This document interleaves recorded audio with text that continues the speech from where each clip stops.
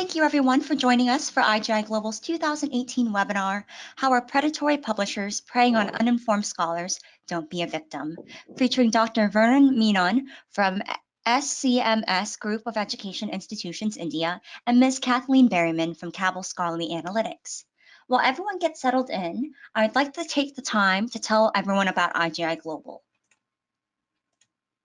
So IGI Global has been a leading international academic publisher for 30 years, with an ever-expanding portfolio of 4,500 reference books and over 175 highly indexed journals and a broad collection of InfoSci databases.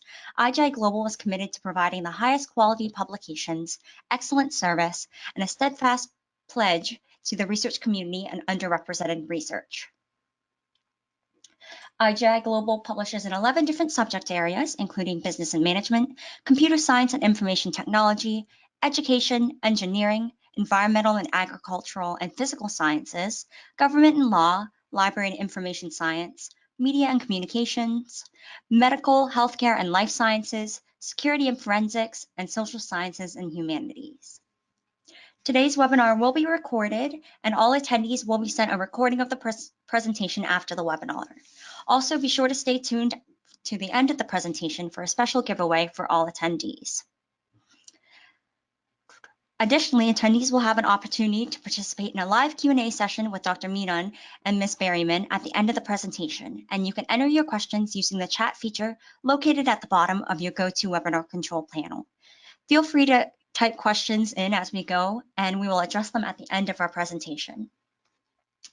Okay, so now I would like to go ahead and introduce our presenters. We have Dr. Menon, who is currently a professor and the head of international relations at SCMS School of Engineering and Technology, India.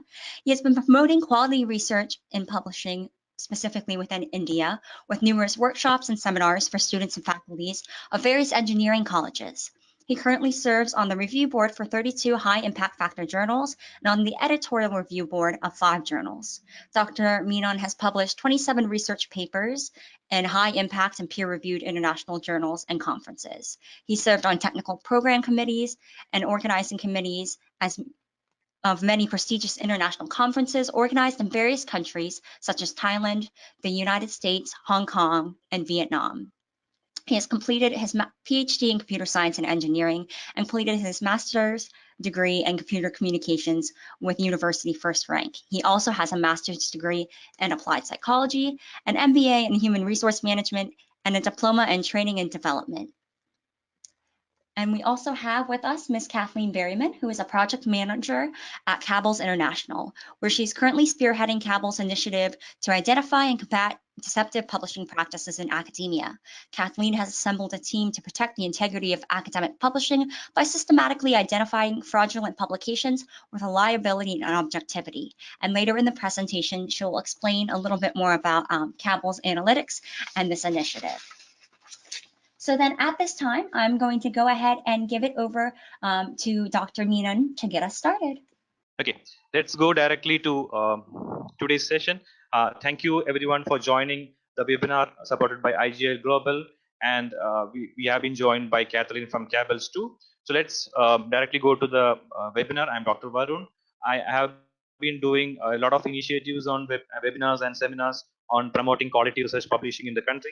So today's webinar's focus is to make sure or is to give an overview of what is predatory publishing and what is focusing on what is exactly hijacked journals.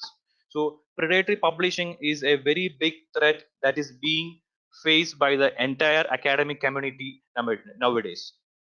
So the academic community is at stake, that is having a lot of problems from predatory publishers. The predatory publishers are actually attracting the scholars to publish their research papers in a lot of online journals of low quality. So let's move forward and see what is exactly predatory publishing. Okay. Yeah, I would just switch over to Kathleen for the definition from Cabells on predatory publishing. Thank you. Cabells has adopted a broad definition of predatory publishing. We define it as journals that promise or imply services to researchers and or readers and don't provide those services. Okay, that's so summarizing the definitions we had on predatory publishing. It's just the publishers that promises authors of many things, of promises of quality reviews, promises of a lot of modifications reviews, but they do not deliver anything. They just publish all papers you send to them without even providing a review. Just they need is money and money. So let's move forward. Okay, let's see the different features of predatory publishers. What are the unique features to identify predatory publishers? So the first important thing is they send a lot of spam emails to attract potential authors. That is, you will receive a lot of emails from predatory publishers in your inbox asking you to publish in those journals. And second thing is they offer they promises fast peer review and fast publication. So one of the major thing they are offering is that your paper would be published within 1 week of time. That is, the review would be given to you within 2 or 3 days, and the paper would be published in 1 or 2 weeks. So that is a very fast review and publication promise that is being provided by predatory journals. Now, third important point is lack of focus in subject matter or subject matter extremely broad. The predatory journals would mostly publish papers from all the subjects. So there is no particular scope that is being defined by these journals. So they may publish journals in computer science, mechanical engineering, civil engineering. So they would publish papers from all the areas like earth sciences, physical sciences. So they never focus on a particular area like the legitimate journals. Next is a very important thing, lack of transparency about author fees. That is, predatory publishers always confuse the authors with a lot of statements on author fees. They often state that the author fees would only be intimated to you once your paper is being accepted. So this is another feature of predatory journals. Next one, editors are not editors. So for many predatory journals, the editors are actually not editors. They are just office people. They may be college students, or they may be office workers who would just create sample emails and send to you, and who would just create a website to catch your paper or publish your paper. So those are not editors or like the legitimate journals. Next one is a very important claim, false and inappropriate claims of indexing and inclusion in databases. So most of the predatory journals claim that they are having a very high indexing like Scopus indexing, like Web of Science indexing. So what they do is that they keep the logos of Scopus, Web of Science and very high indexing services in their website just to attract authors to publish in these journals, in their journals. So this is another feature of predatory journals. And last one, as I discussed earlier, the only criteria of predatory journals is publication with payments. That is, once you are ready to pay the author fees that is being communicated to you, they will publish your paper at any cost. So today's webinar is mainly focused on a very serious group of predatory journals known as the hijack journals. So the hijack journals have been active for the past 4 or 5 years, and the number of hijack journals has increased to about 200 to 300 journals. So it is causing a very serious threat to this academic scholarly community. So this webinar is entirely focused on identifying hijack journals and to make sure that we are not falling prey to these hijack journals and we are only publishing in quality journals. Okay, let's see the definition or just see the statement of an hijack journal. Someone will create a counterfeit website that pretends to be the website of a legitimate scholarly journal utilizing the title and ISSN of legitimate journals. So anybody who has the knowledge of creating a website and hosting a domain in the internet creates a website copying the contents, copying the title, copying the ISSN number of a legitimate impact factor journal. So a duplicate website is created, a counterfeit website is created with all the contents that is true with the legitimate journal. So this is actually known as the hijack journal. Okay. Now, what happens after creating of a website? After the creation of a website, the website creators solicit manuscript submissions and call for papers for the hijack version of the journal through emails. Ultimately, they pocket the money. So once the website is being created, they they sent impressive call for papers to your inbox, claiming that this is the journal, this is an impact factor journal, and you can publish in this journal for a fee of $50 or $100, and then you can have your paper published in a high impact factor journal. So they try to attract you to publish in those journals, and they offers academics the opportunity to rapidly publish their research online for a fee. So that is a major feature of a hijack journal, the same feature of predatory publishers. So, and you as common people, we would click the link that is being sent to us in the call for papers through emails, which would direct you to the hijack journal publishing website. And we when we try to publish in those journals, our money is being lost and our paper is being lost. So this is a serious threat that is being posed by the hijack journals, which would lead to a lot of problems. Let's see what are the different major problems that is being created by hijack journals. Okay, as I discussed earlier, the only motivation of hijack journal is money, pocketing the author fee. That is entirely, it might be some groups of students who would have created a hijack journal. It might be some terrorists, it might be some criminals, it might be some office people creating this website for generating a parallel income. So everybody, the motivation of creating a hijack journal is money and pocketing the author fee. Okay, this is the most important slide of this presentation, and this is why this is the slide that has motivated me to this webinar session. So why to avoid hijack journals? So four things I have listed in color red. First thing is money is being lost. A large amount of money is being lost by the scholarly community, by the authors, yeah, by publishing their papers in hijack journal and paying a large amount of money as the author fee. Second, the most important problem is the paper loss. That is the research paper which you have developed with all your effort and lost to a hijack or a low quality journal. Third one, reputation is being lost. Your academic reputation is being lost. And fourth one, I have from my personal experience with my lot of friends, many of my friends have published in hijack journals. And when they contacted the university with the printouts of their papers for submission of their PhD thesis or for collecting the PhD defense, the university, there was a lot of problems created by the university because their papers were published by hijack journals. So there are many chances that a lot of problems will come to your research degree also. So because of these four problems, money lost, paper lost, reputation lost, and degree lost, it is very important that we should avoid hijack journals. And just sharing a personal experience uh, uh, of my friend who was a very senior professor in computer science engineering in a very reputed university in India. He recently lost around 640 US dollars and his research paper while publishing in an hijack journal. So when he had actually sent me an email with the link of the journal, I could easily find out that the paper was published in hijack journal. So let's see in which journal he has published.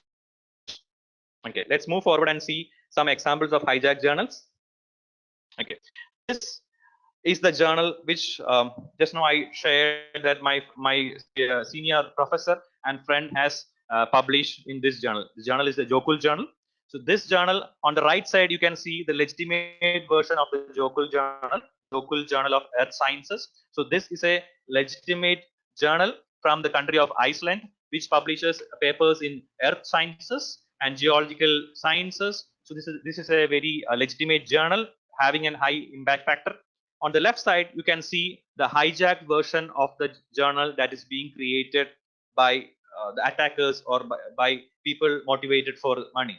So this left side, you could see a very beautiful website that looks that has the content almost similar to the right side content, and they claim the joke as Jokul journal. The ISSN number is given. The 5-year impact factor is being mentioned in the hijack journal website. So all the information on this website would be similar to the legitimate journal, but only thing is that this is a duplicate website or it is a hijacked website. So my senior professor, unfortunately, he published in this hijacked version website, and you could easily see that the journal accepts only papers in earth sciences, but the paper published by my professor was in computer science engineering. So that's why earlier mentioned that this journal doesn't have a scope. Also, the only factor is that paying the amount of author fee and your paper will get published. Okay, so this is the search result from Google on Jokul Journal. So when we get an email from a impact factor journal, the first thing we do as a common man is to go to Google and search the journal. So while searching for Jokul Journal, we could easily see that the first result, that is Jokul Journal, www.jokuljournal.com, is the website, is the hijack version of the journal. And the legitimate version of the journal is being displayed as the third result, that is jokuljournal.is is the legitimate version of the journal. So the amount of severity in this hijack journal is that they even sometimes do search engine optimization. So Jokul Journal, when we search in Google, we get the first result as this duplicate or hijack version website. Okay, this is the problem faced by authors in identifying the hijack journals. Let's go to the next slide.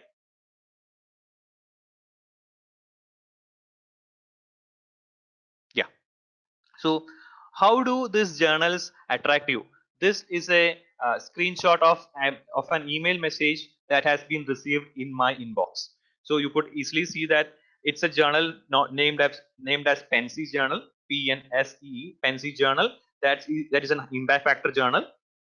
That is a legitimate impact factor journal, but this email message has been drafted by the hijack version of Pensy Journal, that is www.pensyjournal.com is a hijacked or duplicate website of Pensy Journal, and it claims all the information displayed here, that is the ISI indexed impact factor 0.063. So all this information displayed on the screen is actually true information, but only thing is that when you click this pensyjournal.com, and you will be directed to the hijacked website of Pensy Journal, where when you publish your paper and money will be lost, and you will not have any recognition in the academic community. So this is an example of spam emails you would be receiving.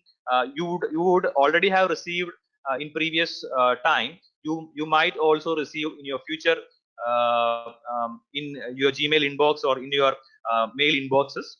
Let's move to the next slide and see similar spam emails. Yeah, let's move to the next slide. Yeah, so this is again example of the Sylvan journal. This is again screenshot from my inbox. These kind of journals, these kind of mails are being sent by the hijacked versions of these journal. So Sylvan journal is a legitimate journal, but only thing is that when you click the below link, sylvan.ibles.org/html, the link URL link that is being clicked, that is being shown below of that call for papers. When you click that link, you will be directed to the hijack version of the journal, where if you publish your paper and money will be lost. Let's move forward to the next slide.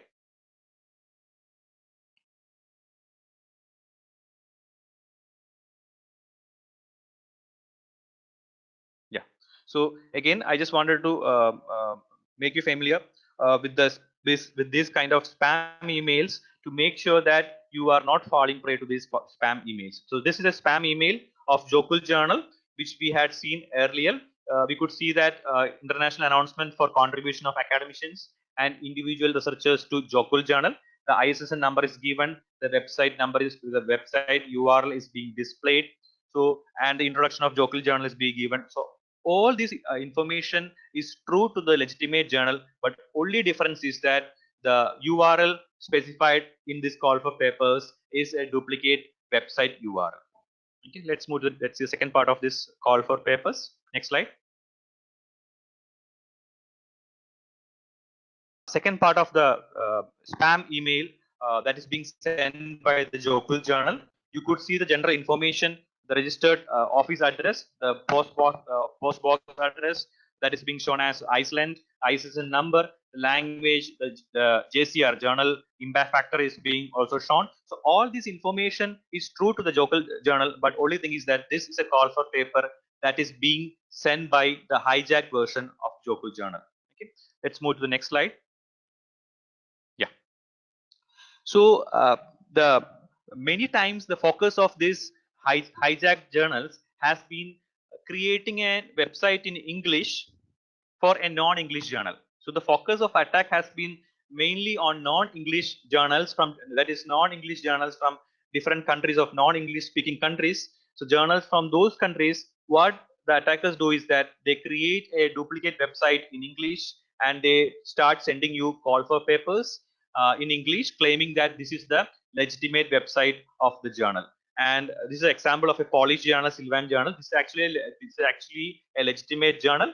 But on the previous slide, you saw that this journal also has been hijacked and an equivalent English version has been created. Let's move to the next slide. Yeah. So this is the English version of the Sylvan journal, which is a hijacked version. This is a duplicate journal website that is being created for Sylvan journal. So if you publish in this website, the problem is again your money and your paper is being lost. So this is the hijack journal, and the previous call for papers has been sent by this journal, this hijack version of the journal. Let's move forward. Yeah. So this is the third part of Jokel journal's call for papers. So I was not able to show you the entire call for papers in a single slide. So this is the third and last part of Jokel journal. From this, we could easily find out that this is a hijacked journal. So you could see that there are no paid charges for publication in Jokel journals for papers submitted in glaciology and related earth sciences. Let's look at the second paragraph. Papers submitted in other fields of life sciences. The authors of the rest of papers are charged in case of acceptance based upon the paper length, pictures, tables, and etc. So this is the case I told you earlier, that they confuse you and they do not display the amount of author fees. Once your paper is accepted, they try their maximum to attract you and pay the author fees.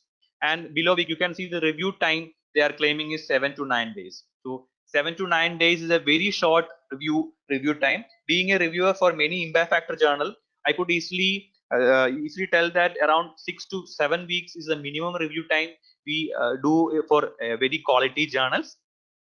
So 7 to 9 days is a very short review time. It is not possible to do a review in 7 to 9 days.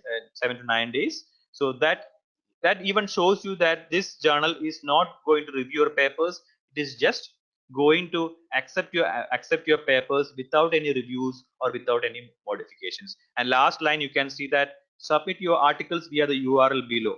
So that URL is going to take you to the duplicate website. So when you click the URL and go to this website, and when you publish your papers, the same problem happens. Let's move forward. Most important part is how to identify hijack journals. Okay? Let's see some tips to identify hijack journals. Next slide. Yeah. Thank you. So tips on identifying the hijack journal websites.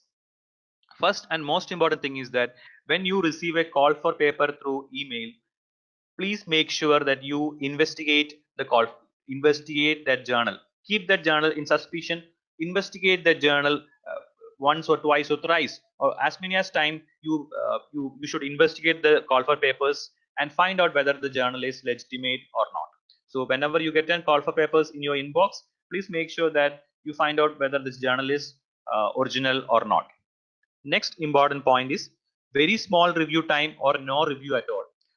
Most of the hijack journals will not provide you any review. Only thing is that they will accept your paper without any modifications, and they would sometimes write a beautiful paragraph like your paper has been accepted without any modifications because your paper is of high quality. So they will write a very, very beautiful paragraph and accept your papers.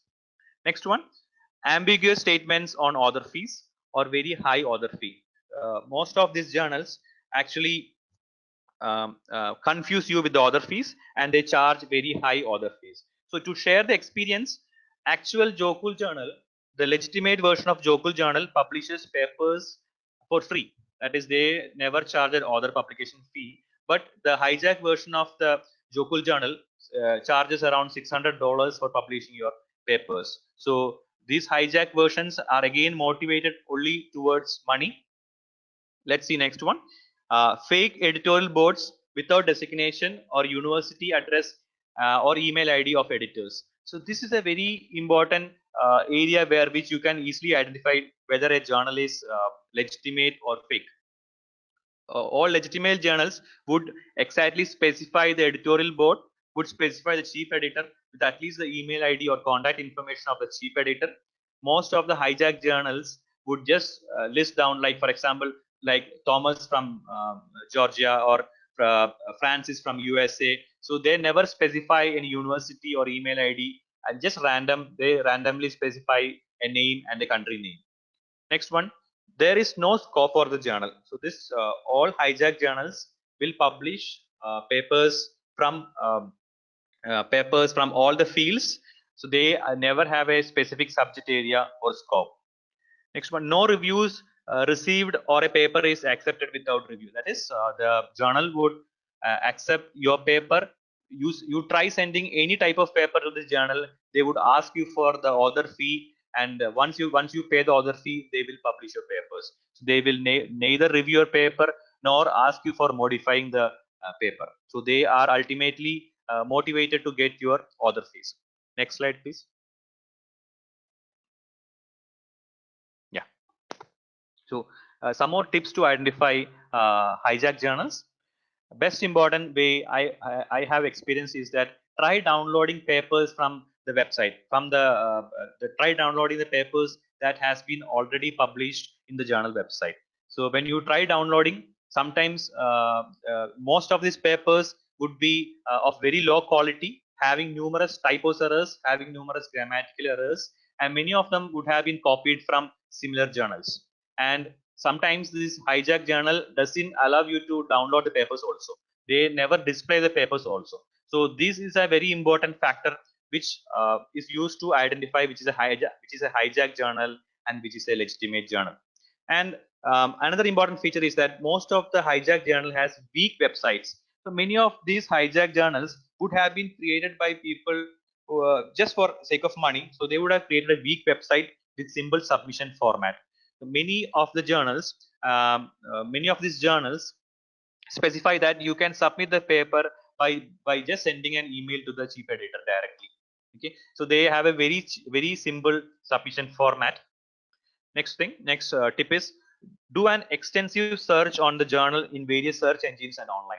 So whenever you feel whenever you are suspicious about a journal, just go to Google, type the journal name followed by fake or just any information. You could see a lot of information that is being shared by a lot of researchers who might have had similar experiences of the call for papers of this journal. Okay, and next is consult experienced researchers through using blogs or online forums. It's a very important thing that there are a number of forums like ResearchGate. You could, when you are feeling suspicious about a journal, just put the journal name and call for papers in the blogs and find out whether this is a legitimate journal or it's a hijack journal. And a reference list of existing hijack journals are being available in many university websites. So that is also a major tool for you to identify hijack journals. From this slide, this is Kathleen from Cabells would help you to identify, would apprise you with the tools to identify hijack journals. Kathleen. Thank you. Can you go to the next slide? Thanks. I'm going to just briefly talk to you about Cabells' initiatives against predatory publishing. So next slide, please. Cabells is a scholarly analytics company with offices in both Houston and Beaumont, Texas. And we have over 750 subscribers across 37 countries, most of whom are universities, but really any organization that performs research can benefit from the use of our products.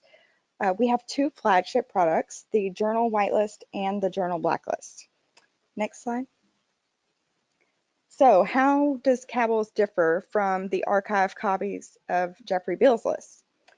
We strive to be as objective as possible when we're evaluating journals. We don't add any journals to our list based on just our opinion. If we have evidence that they meet our criteria, they're added. If they don't meet our criteria, they're not added. We're evaluating journals rather than publishers. The reason for this is because larger publishers often leave the management of individual journals in the hands of the editors, which could mean that not all of the publishers' journals have deceptive practices. We don't want to publish legitimate journals for another's behavior when really the only connection between them is that they happen to have the same publisher. Transparency is another improvement that we've made. We show the specific reasons why each journal was included on our blacklist. We're not expecting our users to just blindly trust our judgment. We want researchers to see the behaviors that we've identified in each journal, then to decide for themselves if they want to submit their research or not. Next slide. We have identified 65 behaviors, or violations as we like to call them, that are commonly observed in predatory journals. We took these violations and created a rubric. Each violation was weighted based on severity. So the ones that directly indicate deceptive behavior are weighted most heavily, while the ones that are only commonly observed in deceptive journals are weighted lightly. We review journals based on this list of violations and collect evidence on each violation found. Once a journal reaches our threshold score, it's added to the blacklist. If a journal score does not reach our threshold, it isn't blacklisted. Our scoring system is designed to ensure that new and inexperienced and incompetent journals are not included in our blacklist. So on this slide, these are the categories of violations and some examples of each one. And as you can see, some violations are pretty bad. Publishing a paper that has already been published, giving a fake ISSN, listing researchers on the editorial board without their consent, violating copyright, etc. And then some are really minor. There's no contact information for the journal, there's dead links on the website, they send spam emails, etc. This is not a comprehensive list of our criteria, but the entire selection criteria is available to view on our website, and you'll see the link down at the bottom. Next slide. This is an example of a journal card in our blacklist. And as you can see, we list some basic information about the journal, like the title, the publisher, the ISSN, and I would like to note that that's the ISSN as it's given on the journal's website, which doesn't always mean it's a real ISSN. We also list the disciplines that the journals claim to publish in. So the really unique feature of our blacklist on this journal card is the list of violations. These are the behaviors that we found from the journal during our evaluation, and they're the reasons why the journal was blacklisted. Next slide. So I think that we have time for questions now. Of course. So as you can see, based on this presentation, everyone's going to be able to identify hijacked journals and exactly what to do with them, and then also the tools. So at this time, if you have any questions for Dr. Menon or Miss Kathleen Merryman, you can go ahead and please type them using the chat feature located in the bottom of your GoToWebinar toolbar. For those questions after the session, if there's any questions after the session, pardon me, my contact information and also the speaker's contact information will be made available as well. So it looks like we do have a few public questions coming through. One specifically around Google searching for hijacked journals. We had a lot of questions about, if you could go a little bit more into depth, Dr. Menon, on how exactly they're able to identify hijacked journals and then legitimate websites. Okay. Yeah, thank you so much for the question. I believe the question is how to identify the legitimate journals and how to differentiate between legitimate journals and hijacked journals based on the Google search engine. So the experience I had is you cannot depend entirely on Google to find out which is the legitimate journal and the hijack journal, because just as you saw in the previous my experience when I tried searching Jokul journal, the first result I came across was this the duplicate website. But another important thing to be noted is that these domains uh, are found out by Google and other policy makers, and they block this website. So well, today the hijack version website would be available. Tomorrow it might not be available. So when I tried for Jokul journal yesterday, the domain was being blocked. That is, people would identify this as a hijack journal, and it would have been blocked. So when you try searching for the same domain for 2 to 3 days, you could easily find out that sometimes this journal gets blocked. So that means that this is not a legitimate journal. So this is one way of finding out finding the difference between legitimate journal and hijack journal, and finding out a hijack journal through Google. Otherwise, the best method is to go to the journal website and using the different tips which I mentioned during my presentation to find out whether it's an hijack journal or a legitimate journal. Thank you. Okay, wonderful. Kathleen, did you have anything to add? No, I think he said it all. Wonderful. Another good question we actually got from someone. So what steps, so say they published in a hijack journal, are they able to republish their article / should they republish their article, and what steps should they do after they've noticed that they have published in a hijack journal? That's a very interesting question, because I have just seen the same question in many blogs, being asked in many blogs, that whether I can publish my paper that is being already published in an hijack journal. So many hijack journals will upload your paper on the online website, on their online website, and with their abstract. So when you try publishing to another journal, the problem is that the problem of self-plagiarism comes in. When there is a plagiarism checker, it would catch this same paper you have uploaded earlier in the hijack journal, and the problem of self-plagiarism comes in. So this question is again I'm not sure to answer this question, because it's again up to the university or up to the journal, up to the legitimate journal to decide whether they should accept a paper that has been already published in an hijack journal. So I think that's I think Kathleen can add something. Yes, well, I think that you said it well, and unfortunately, there's really not much that you can do once it's been published in the Predatory journal. But like you said, it's up to the legitimate journal to decide, and the best thing to do would be when you submit, or if you submit to a legitimate journal, then just be honest with the editor and let them know. And sometimes the answer will probably be no, they won't publish your research after that. Okay. Another question that we did get that we're getting a lot is, how are researchers able to access the black and white list to see the credible journals and then the hijack journals as well? It is available by subscription only, but you can contact us at sales@cabells.com. We do institutional subscriptions, and so we're always happy to provide a quote.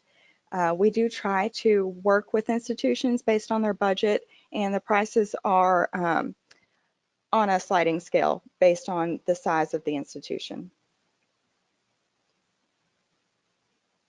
Okay, thank you. Another question that we're actually getting a lot of is, how are they able to educate their students, faculty, and staff on this specific issue?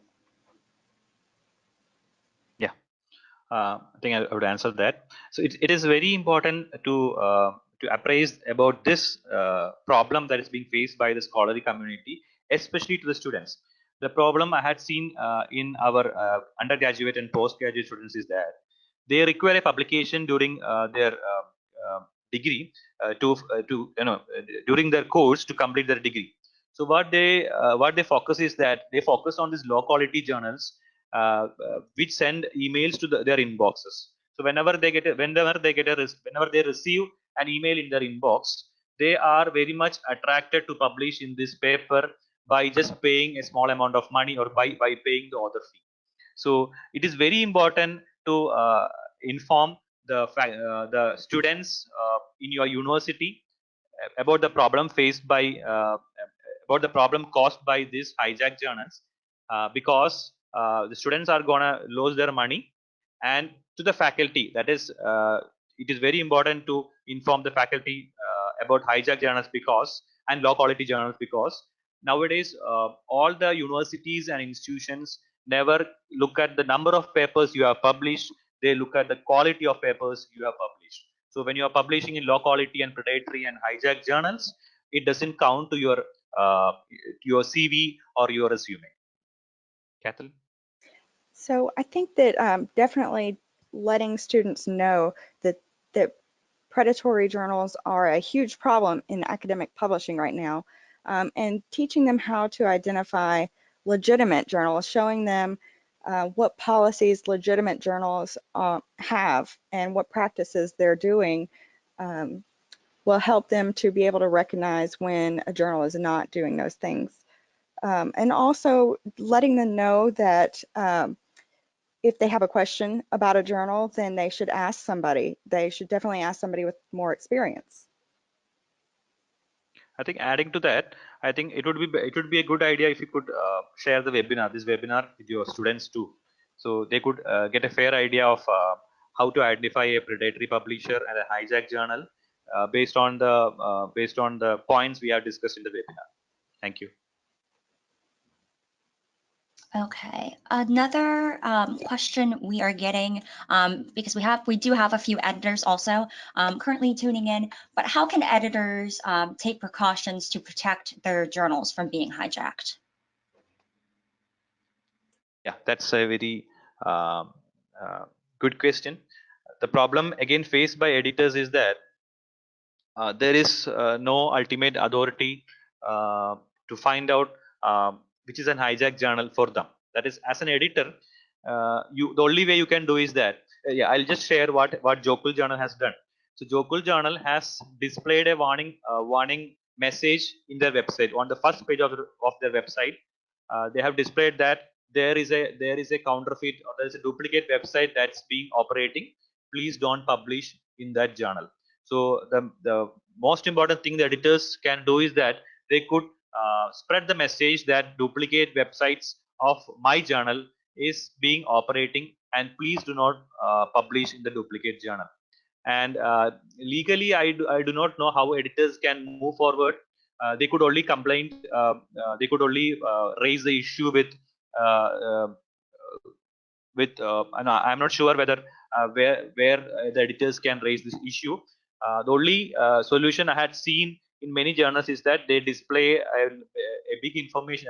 They display a large poster showing that the fake journals, fake or hijack journals exist for this journal, and please be alert of not publishing in the hijack journal.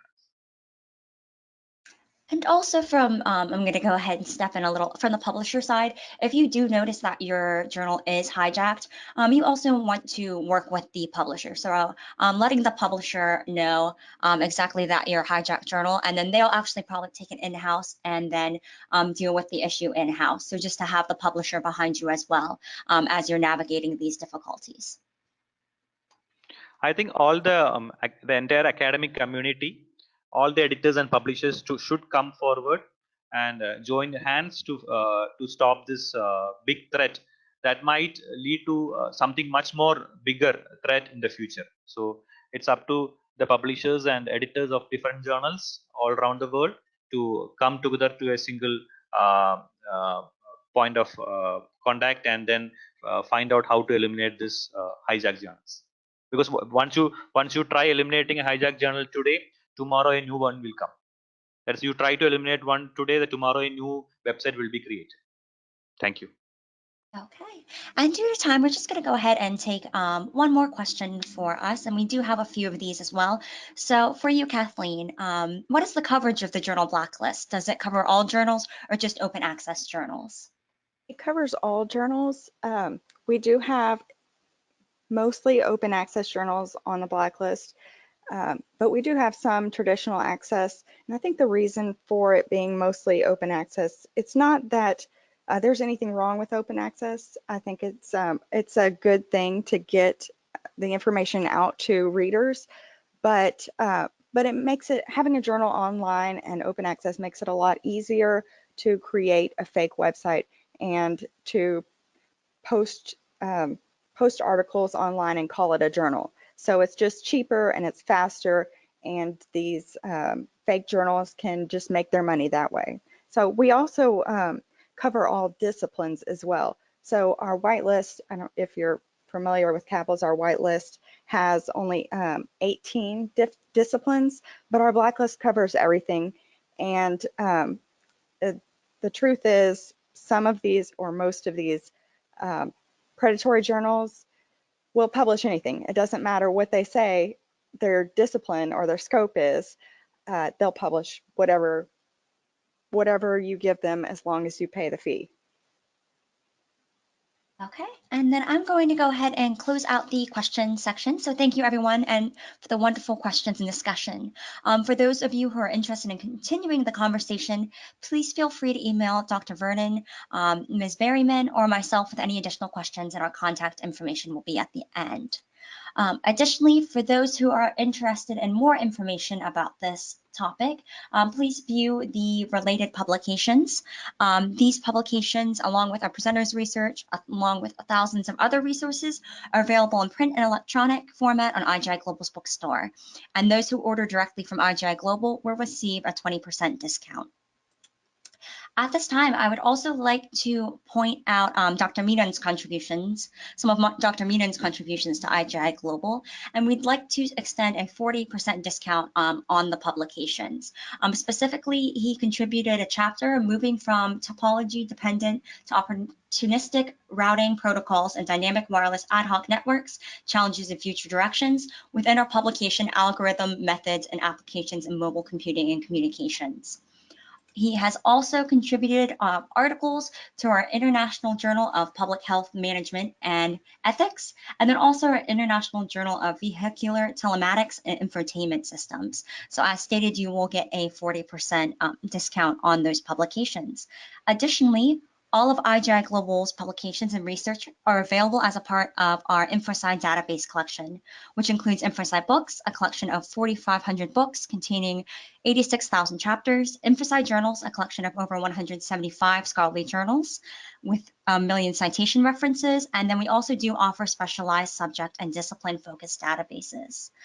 Going along the same pulse, speaking about open access, along with our InfoSci journals, we actually recently unveiled our new open access initiative. So essentially what it is for any library who invests in an IGI Global journal database, IGI Global will match the library's investment with a fund of equal value to go towards subsidizing the open access article processing charges for the students, faculty, and staff at their institution when the work is submitted and accepted under a IGI Global journal housed within that collection. So as you can see, this is to mitigate those open access fees, and also helps with the providing a quality model of open access where everything will be double-blind peer reviewed for you. So definitely recommend or purchase InfoSci journals for your institution to take advantage of this program. As stated earlier, so for all purchases made through the IGI Global Bookstore, you will get a 20% discount on all of the purchases, and that includes our journals, our books, and then also our databases. And then for any of our library customers listening, we will actually also provide you a 25% discount on all of our purchases when you sign up for a library account. So for more information on publishing with us, also our peer review process and our ethics, you can visit our Publish With webpage at www.igi-global.com/publish. And if you're interested in learning more about IGI Global, you can go to www.igiglobal.com and then follow us on social media as well.